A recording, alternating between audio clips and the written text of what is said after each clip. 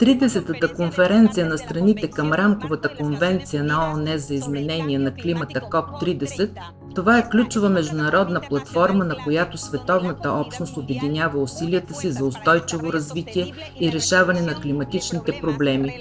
В центъра на вниманието е Амазония. Този уникален природен регион, който често е наричан белите дробове на Земята, играе важна роля в регулирането на температурата, влажността и нивото на кислорода на планетата.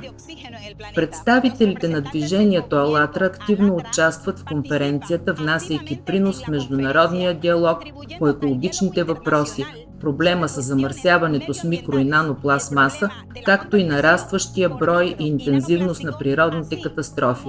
Това е уникална възможност да се обединят усилията с учени, експерти и лидери на обществени инициативи за обсъждане на текущата климатична ситуация и иновативните подходи за решаване на глобалните екологични и климатични проблеми. Тези предизвикателства изискват не само научни решения, но и обединение на гражданското общество. Решенията, взети по време на КОП-30, са насочени към укрепване на глобалното сътрудничество и повишаване на ефективността на колективните действия в отговор на климатичните предизвикателства на 21 век, насърчавайки защитата на живота на Земята и запазването на планетата за бъдещите поколения.